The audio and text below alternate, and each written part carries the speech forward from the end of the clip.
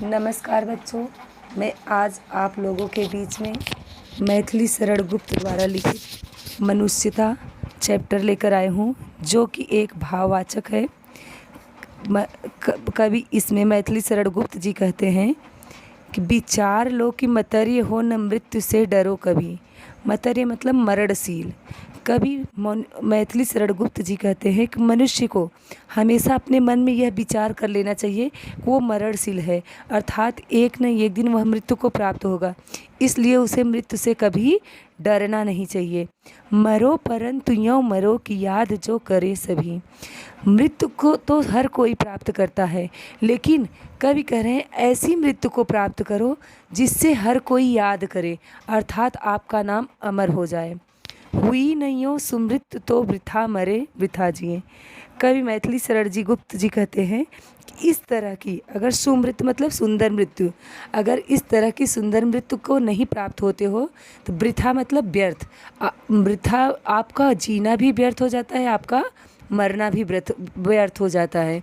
अगर आप किसी के काम नहीं आ सकते हैं तो आपका जीना भी व्यर्थ है, मरना भी व्यर्थ है।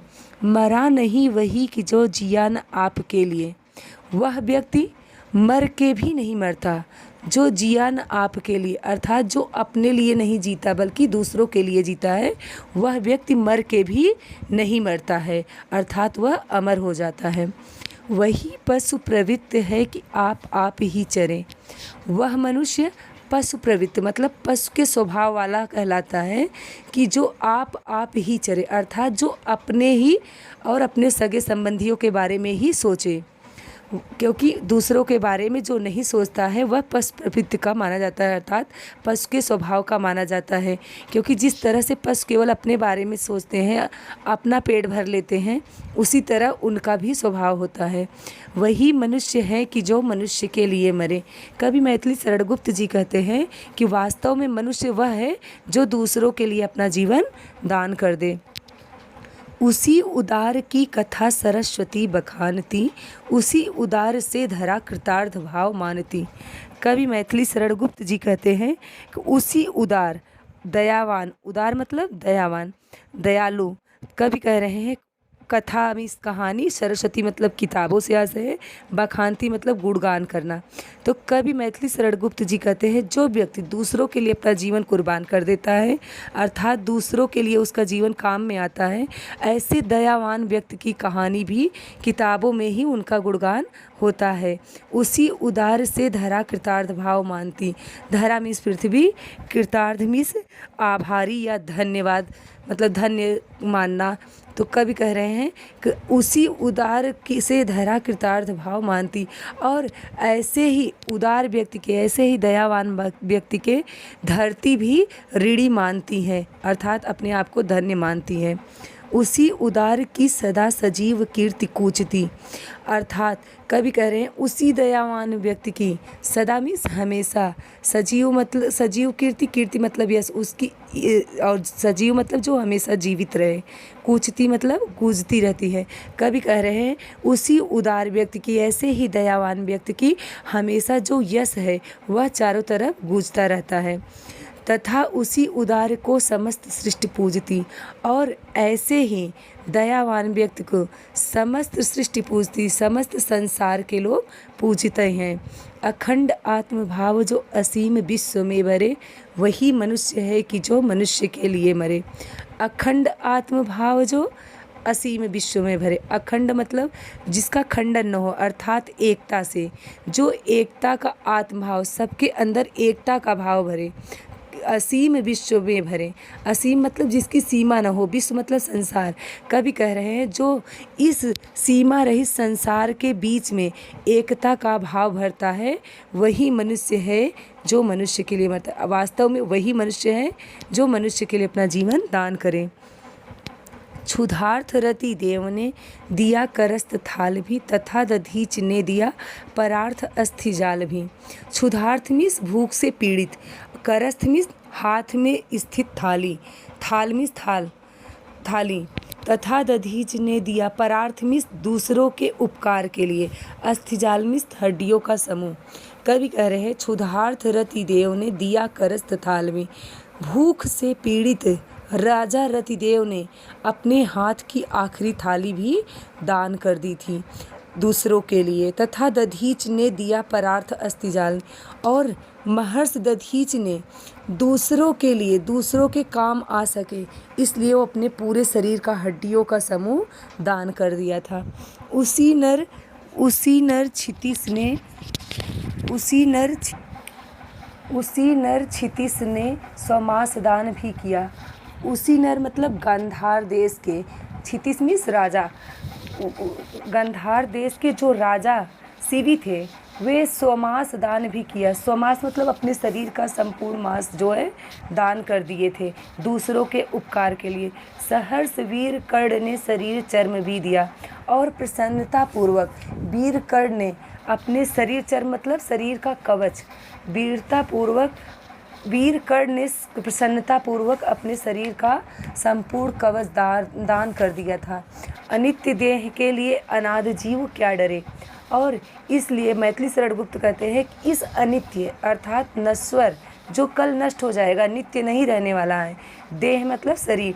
कवि मैथिली शरण गुप्त कह रहे हैं इस नश्वर शरीर के लिए अनाथ जीव क्या डरे, अर्थात हमेशा रहने वाला शाश्वत जो आत्मा है वह क्यों डरता है। वही मनुष्य है कि जो मनुष्य के लिए मरे। वास्तव में मनुष्य वही है जो मनुष्य के लिए अपना जीवन दान कर दे। सहानुभूत चाहिए महाविभूति है वही, वशीकृता सदैव है बनी हुई स्वयंमयी। कवि मैथिली शरण गुप्त जी कहते हैं मनुष्य को हमेशा एक दूसरे के प्रति सहानुभूत मतलब दया और करुणा का भाव रखना चाहिए। महाविभूति है यही, महाविभूति मतलब सबसे बड़ी संपत्ति यही है। वशीकृता सदैव है बनी हुई स्वयंमयी, मही मतलब ईश्वर, स्वयं मतलब स्वयं। कवि कह रहे हैं वशीकृता मतलब वश में, सदैव मतलब हमेशा। कवि कह रहे हैं सहानुभूति चाहिए महाविभूति है यही, मनुष्य को हमेशा दूसरों के प्रति दया और करुणा का भाव रखना चाहिए, यही सबसे बड़ी धन संपत्ति है, क्योंकि स्वयं ईश्वर भी उसी के बस में हमेशा रहते हैं जो दूसरों के प्रति दया और करुणा का भाव रखता है। विरुद्धवाद बुद्ध का दया प्रवाह में बहा, विनीत लोक वर्ग क्या न सामने झुका रहा। कवि मैथिली शरण गुप्त कहते हैं कि गौतम बुद्ध जो लोगों के प्रति उनके अंदर दया का भाव आया उसका सब लोगों ने विरोध किया, लेकिन आज क्या ऐसी स्थिति आ गई कि विनीत लोक वर्ग क्या न सामने झुका हुआ।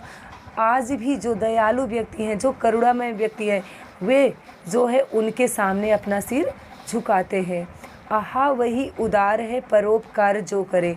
कवि मैथिली शरण गुप्त कहते हैं वही व्यक्ति उदार है, अर्थात वही व्यक्ति दयालु है जो परोपकार जो करे। परोपकार मतलब जो दूसरों का उपकार करे, अर्थात दूसरों की सहायता करे। कवि मैथिली शरण गुप्त जी कहते हैं वही व्यक्ति दयावान है, वही व्यक्ति दयालु कहलाता है जो दूसरों की सहायता करता है। वही मनुष्य है जो मनुष्य के लिए मरे, अर्थात संसार में वही मनुष्य कहलाता है जो एक दूसरे मनुष्य के लिए काम में आए, अर्थात दूसरे की सहायता करें। रहो न भूल के कभी मदाद तुच्छ वित्त में, सनाथ जान आपको करो न गर्व चित्त में। कब मैथिली शरण गुप्त जी कहते हैं कि मनुष्य को भूल करके भी कभी भी मदात मतलब अहंकार में, तुच्छ मतलब थोड़े से, वित्त मतलब धन में। कब मैथिली शरण गुप्त जी कहते हैं कि मनुष्य को कभी भी मदान्ध मतलब अहंकार में कभी भी अंधा नहीं होना चाहिए, अर्थात थोड़े से धन को देख करके कभी भी भूल करके भी उसके प्रति अंधा नहीं होना चाहिए, अर्थात अहंकार नहीं करना चाहिए। सनाथ जान आपको करो न गर्व चित्त में। मनुष्य को सनाथ मतलब अपने आप को सबसे बड़ा, सबका नाथ कभी नहीं समझना चाहिए। ऐसा सोच करके कभी करो न गर्व चित्त में, चित्त मतलब मन में, गर्व मतलब अहंकार। मनुष्य को अपने आप को सबसे बड़ा समझ करके कभी भी मन में अहंकार नहीं करना चाहिए। अनाथ कौन है यहाँ त्रिलोकनाथ साथ है। कवि मैथिली शरण गुप्त जी कहते हैं कि संसार में अनाथ कौन है, अनाथ मतलब जिसका कोई नहीं होता। इसलिए कवि मैथिली शरण गुप्त जी कहते हैं कि संसार में अनाथ कौन है, अर्थात त्रिलोकनाथ साथ है। अर्थात क्योंकि सबके साथ, त्रिलोकनाथ मीन्स ईश्वर, सबके साथ तो ईश्वर हैं, इसलिए संसार में अकेला कौन है, सबके साथ तो ईश्वर हैं। दयालु दीन बंधु के बड़े विशाल हाथ हैं। कवि मैथिली शरण गुप्त कहते हैं कि दयालु दीन बंधु, दीन मतलब जो दुखी होता है, बंधु मतलब भाई। कवि कह रहे हैं उस दयावान दुखियों के भाई स्वयं भगवान के तो बहुत बड़े बड़े हाथ हैं। अतीव भाग्यहीन है अधीर भाव जो करे। अतीव मतलब अत्यधिक, भाग्यहीन मतलब अत्यधिक भाग्यहीन है जो अधीर भाव, जो व्याकुलता का भाव करता है, व्याकुलता का व्यवहार करता है। अर्थात कहने का आशय ये है कि जो व्यक्ति थोड़े से धन को देख करके व्याकुल हो जाता है, उसके अंदर अहंकार आ जाता है, कब मैथिली शरण गुप्त जी कहते हैं वह अत्यधिक भाग्यहीन है। क्योंकि संसार में मनुष्य वही मनुष्य है कि जो मनुष्य के लिए मरे। मनुष्य तो वह कहलाता है जो दूसरे मनुष्य के लिए अपना जीवन दान कर दे, अर्थात दूसरे मनुष्य के लिए काम आए। अनंत अंतरिक्ष में अनंत देव है खड़े, जिसका अंत न हो। कभी ऐसा जो संसार है जो कि जिसका अंत न हो, ऐसे अंतरिक्ष में, ऐसे संसार में जो है अनंत देव हैं खड़े। अनंत जिसका अंत कभी न हो, ऐसे देवता लोग खड़े हैं। समक्ष ही स्वभाव को बढ़ा रहे बड़े बड़े, और वो सबके सामने, समक्ष मतलब सामने, स्वभाव मतलब अपने भाव, अपने बाहों को, अपने भुजाओं को, बड़े बड़े मतलब फैलाए हुए हैं, अपने बड़े बड़े भुजाओं को फैलाए हुए हैं सबके सामने। परस्परावलंब से उठो तथा बढ़ो अब सभी। ईश्वर कह रहे हैं कि ये हमेशा मैथिली शरण गुप्त जी कह रहे हैं कि सबके सामने ईश्वर अपने भुजाओं को फैलाए हुए हैं, और इसलिए हे मनुष्यों उठो। परस्परावलंब अर्थात परस्परावलंब मतलब आपस में एक दूसरे पर आश्रित हो करके सभी उठो, और तथा बढ़ो सभी, और सभी आगे बढ़ो, अर्थात एक दूसरे का सहयोग करके सभी आगे बढ़ो। अभी अमर्त अंक में अपंग हो चढ़ो सभी। और अमर्त अंक मतलब देवता, अमर्त मतलब देवता और अंक मतलब गोद। तो कवि कह रहे हैं कि अभी देवता के गोद में, अपंग मतलब कलंक से रहित होकर के, अर्थात अच्छा कार्य कर लो, और जिसके कारण आप देवता के गोद में निष्कलंकित होकर के, बिना किसी कलंक के उनकी गोद में समा जाओ। रहो नयों कि एक से न काम और का सरे, और सभी एक साथ मिल करके, साथ मिल करके सभी काम को करो। वही मनुष्य है कि जो मनुष्य के लिए मरे। वास्तव में मनुष्य वह है जो एक मनुष्य के लिए अपना जीवन दान कर दे। मनुष्य मात्र बंधु है यही बड़ा विवेक है। कवि मैथिली शरण गुप्त जी कहते हैं कि मनुष्य आपस में बंधु मीन्स भाई है, यही बड़ा विवेक है। विवेक मतलब बुद्धि। सब मनुष्यों को यह समझ लेना चाहिए कि हम सभी मनुष्य आपस में भाई है, यही सबसे बड़ी बुद्धिमानी है। पुराण पुरुष स्वयंभू पिता प्रसिद्ध एक है। पुराण पुरुष मतलब पुराणों में भी जो महापुरुष लोग हैं उन्होंने पुराणों में भी ऐसा लिखा है कि स्वयंभू पिता प्रसिद्ध एक है। स्वयंभू मतलब जो स्वयं से उत्पन्न हुआ हो। स्वयं से कौन उत्पन्न हुआ है? ब्रह्मा जी। अर्थात पुराणों में भी महापुरुषों के द्वारा ऐसा लिखा हुआ मिलता है कि सबके प्रसिद्ध पिता सिर्फ ब्रह्मा जी एकमात्र पिता हैं, जो सबके पिता हैं। फलानुसार कर्म के अवश्य वाह भेद हैं।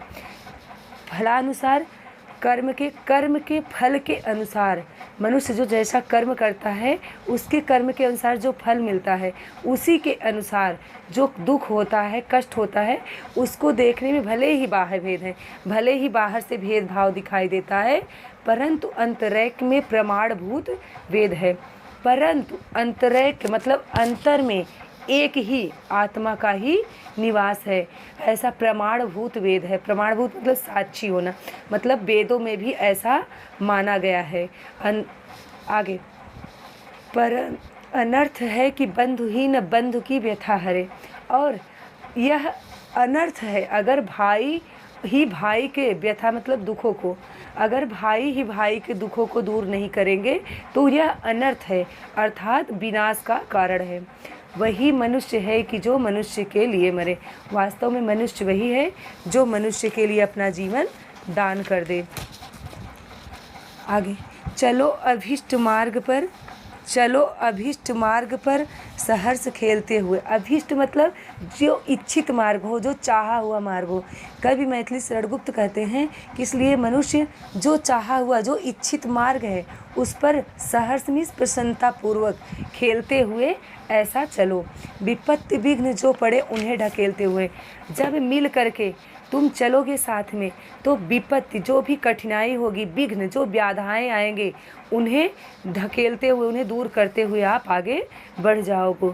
घटे न हेल मेल, हाँ बढ़े न भिन्नता कभी।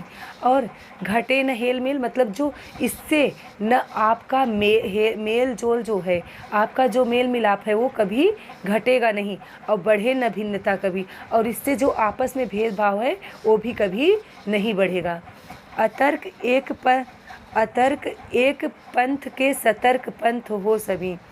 कवि कह रहे हैं कि अगर आप तर्क से परे होकर के, अतर्क मीन्स तर्क से परे होकर के, तर्क से परे होकर के एक पंथ, एक रास्ते पर चलोगे तो सतर्क पंथ हो सभी। तो अगर सावधानी से आपकी यात्रा हो जाएगी। अगर आप एक साथ मिल करके तर्क से परे होकर के रास्ते पे चलोगे तो आपकी सारी यात्रा सावधानी से हो जाएगी। सतर्क मतलब सावधानी, पंथ मतलब रास्ता, आपके सारे रास्ता सावधानी से हो जाएंगे, पूरे हो जाएंगे। तभी समर्थ भाव है कि तारता हुआ तरे। और तभी मनुष्य समर्थ हो सकता है, आगे बढ़ सकता है, सफलता पा सकता है और एक दूसरे को प्रभावित करते हुए वो आगे बढ़ सकता है। वही मनुष्य है कि जो मनुष्य के लिए मरे, अर्थात वही मनुष्य है जो दूसरे मनुष्य के लिए अपना जीवन दान कर दे।